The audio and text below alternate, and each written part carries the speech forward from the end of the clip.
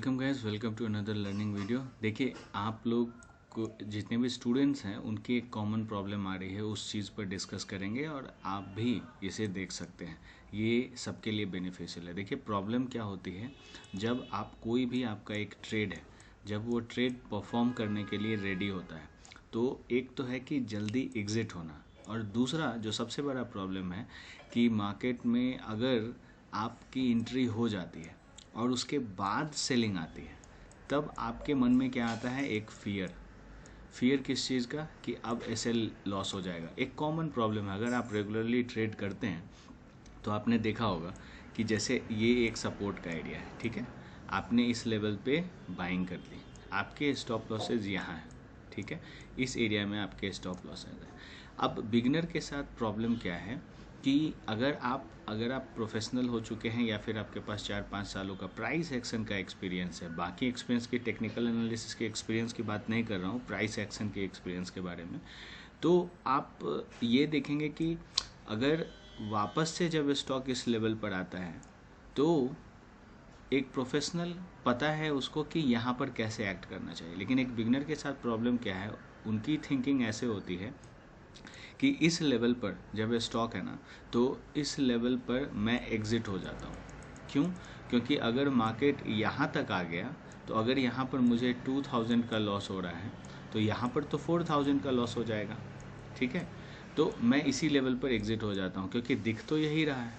अब देखिए, यहीं पर प्रॉब्लम आती है कि difference between anticipation and reality, ठीक है। अब इसको एक कॉमन एग्जांपल के थ्रू मैं बताऊंगा कि एक जो हमारे स्टूडेंट हैं उनकी एक पोजीशन इसमें थी और उन्होंने उस पर क्या गलती की, वो चीज़ मैं आपको बताऊंगा।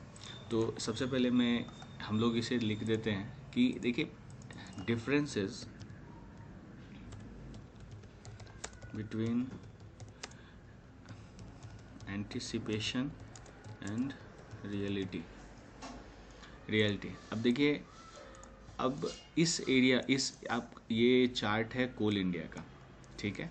अब इस चार्ट को देखते हैं। जो भी स्टूडेंट्स हैं, आपको ये पता है कि हम इसमें अगर ये सेलिंग भी आ रही है, फिर भी मार्केट में ट्रेंड चेंज हुआ है या फिर अभी, अब देखिए यहाँ से सेलिंग आ रही है, और आपको पता है कि अगर आप टेरिटरी मार्क करोगे तो आपको पता है कि आप एक बायर्स टेरिटरी में हो। हायर टाइम फ्रेम पे अगर आप देखेंगे तो आप एक बायर्स टेरिटरी में, ठीक है।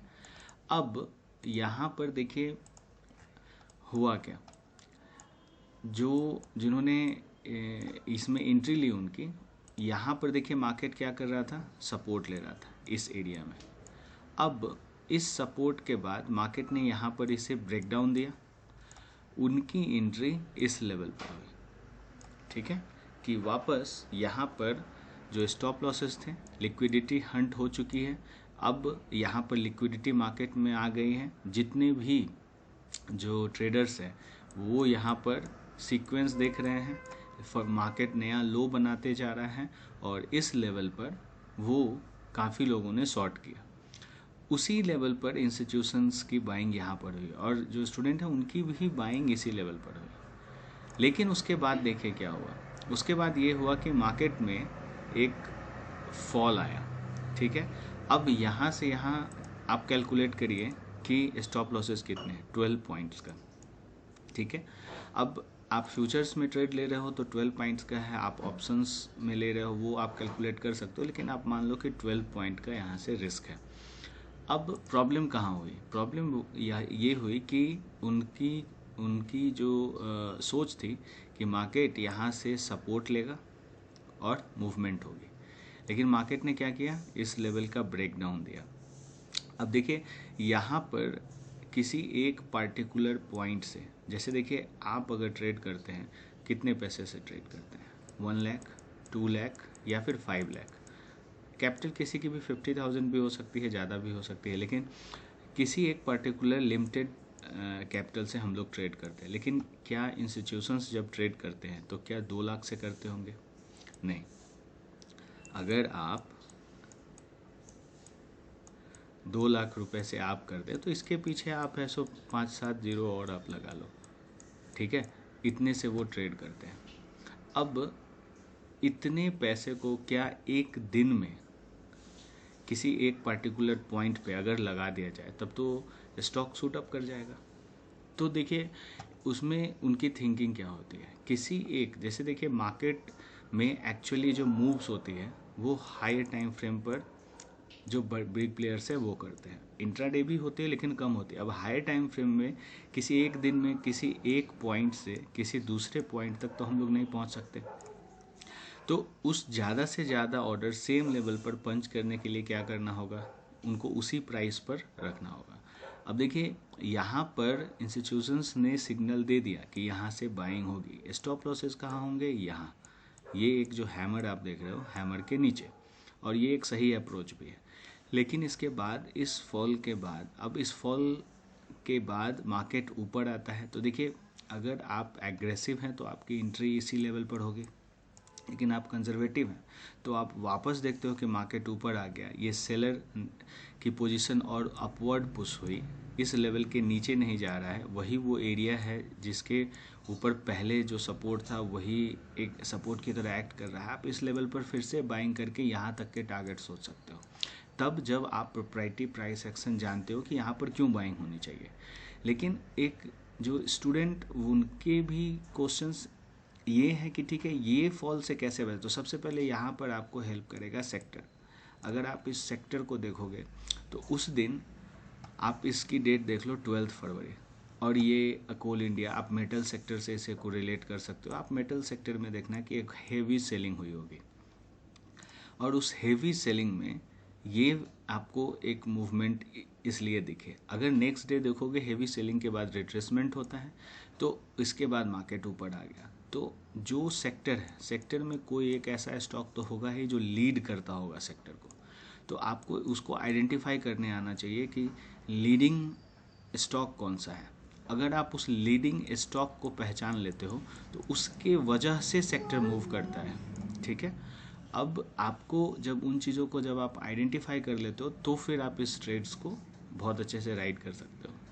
तो एक तो हो गया कोरिलेशन। सेकेंड, आपको अगर स्टॉप लॉसेज यहाँ पर हैं तो आपको इसके, अब आपकी एंट्री सही है, आपके लॉजिक्स पूरे हैं, तो आपको वेट करना है एसएल हिट हो जाने का। आप पहले से रेडी रहो। अगर आप पहले से रेडी नहीं हो, मान लो यहाँ से इस लेवल का जो स्टॉप लॉस है वो अगर 10,000 रुपीज़ है, और यहाँ से जो आपका प्रॉफिट टेकिंग है यहाँ 20,000 रुपीज़ है, तो ट्रेड लेने से पहले आप 10,000 रुपीज़ को पहले से आपको समझ में आना चाहिए कि ठीक है ये मेरे लॉसेज हो सकते हैं। एक तो वो तरीका है। सेकेंड, आप एग्रेसिव वे में इंटर मत करो, ठीक है।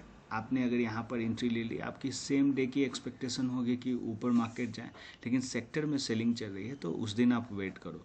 नेक्स्ट डे अगर किसी भी तरीके से लो को फर्दर ब्रेक नहीं करता है सेक्टर, कोई एक रिट्रेसमेंट है अपसाइड, तो आपकी एंट्री इस लेवल पर, इस सेलिंग को आप देखेंगे जब ये फेड हो रहा है, यहाँ पर आप बाइंग लेके इस मूव को कर सकते हैं, ठीक है। तो एंटीसिपेशन, फिर से एंटीसिपेशन और रियलिटी में अंतर क्या है। एंटीसिपेशन आपको लगता है, देखिए जब आपको बाइंग करनी है तो सारे वर्ल्ड को ये लगना चाहिए कि ठीक है सेलिंग एग्रेसिव हो चुकी है, इस लेवल से भी मार्केट नीचे जाएगा। और अगर आपको ये पता है कि आप किसके एरिया में हो, आपका जो एनालिसिस है वो सही है, एक पर्टिकुलर लेवल है वो आपने सही किया है, तो मार्केट ऊपर जाएगा, ठीक है। किस तरीके से जाएगा वो आपको एक्सपीरियंस के साथ आएगा। अब यहाँ पर रेसिस्टेंस है, मार्केट थोड़ा सा एक आप देखो रिट्रेस करता है, फिर से इस एरिया को क्लियर करके ऊपर जाता है, तो ये मूव हो सकते हैं आपके समझ में धीरे धीरे आए, एक्सपीरियंस के साथ आए, लेकिन आपको एंट्री आपकी अगर परफेक्ट है तो ये भी राइड कर सकते हो आप, ठीक है। और राइड करने के लिए आप फिर मोमेंटम को देखो, यहाँ से आप बायर्स का मोमेंटम देखो किस तरह के मोमेंटम मार्केट दे रहा है, दोबारा जब दे रहा है आप ये देखो, फिर से मोमेंटम देखो। तो इस तरीके से जब मोमेंटम भी आप स्टडी करोगे तो ये चीज़ भी आपको ट्रेंड को राइड करने में काफ़ी हेल्प मिलेगी, ठीक है। तो इसी सब कंसेप्ट्स के ऊपर मैं एक आई ओपनर वेबिनार में कंडक्ट करने जा रहा हूँ, डिस्क्रिप्शन में लिंक दे रहा हूँ, इसमें इन्हीं सब चीज़ों के बारे में डिस्कस करेंगे। डिस्क्रिप्शन में लिंक दे रहा हूँ, उसे आप चाहें तो रजिस्टर हो सकते हैं। अगर आप इसे सीखना चाहते हैं, do connect with me on WhatsApp और ईमेल।